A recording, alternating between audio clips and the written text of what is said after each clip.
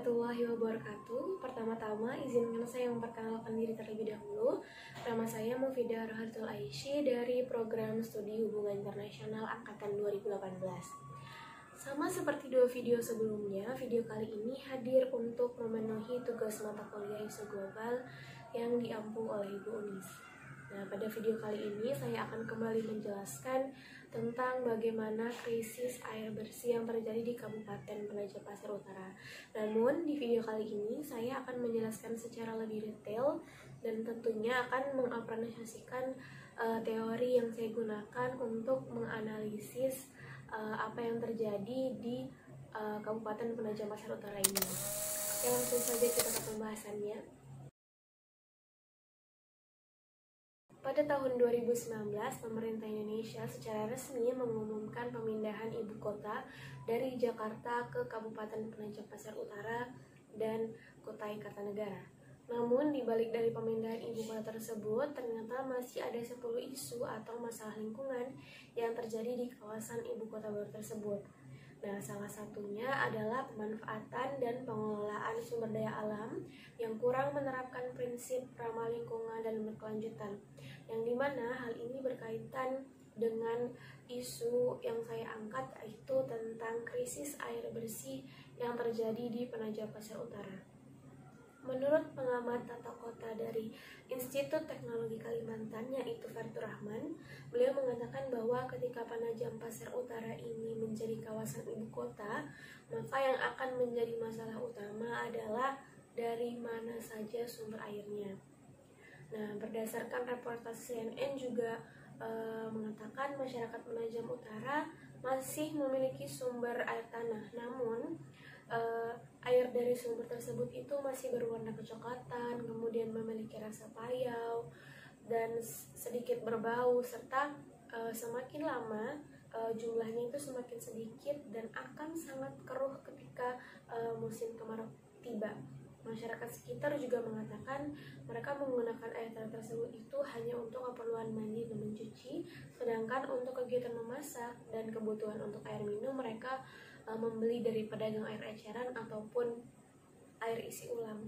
Kemudian di sini juga ada laporan dari Perumda Danum Taka yang mengatakan bahwa Perumda Danum Taka ini hanya mampu melayani sekitar 36% dari keseluruhan jumlah penduduk Kabupaten Penajam Pasir Utara, yang dimana dari 36% tersebut hanya 3 kecamatan saja yang dapat mengakses air bersih dari Perumda Danum Taka.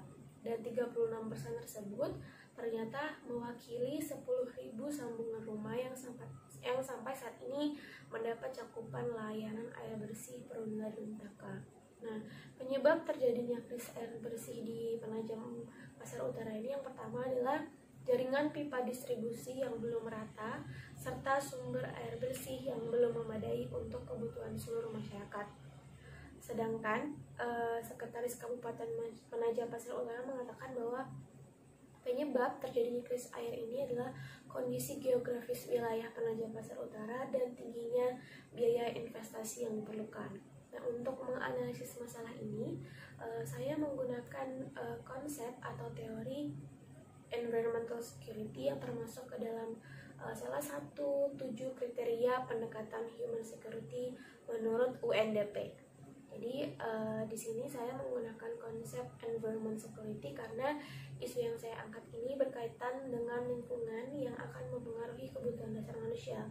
Dan jika kebutuhan dasar tersebut tidak dipenuhi, maka keamanan atau rasa aman yang dimiliki oleh masyarakat ini akan terganggu dan tentunya akan berpengaruh terhadap hal-hal yang lainnya.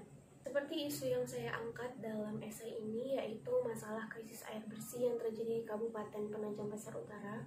Ketika kebutuhan akan air bersih ini terganggu, maka kegiatan lainnya akan terganggu. Misalnya kegiatan masak akan ditunda dikarenakan kebutuhan akan air bersih ini berkurang. Kemudian mereka juga harus membeli air dari pedagang eceran ataupun air isi ulang.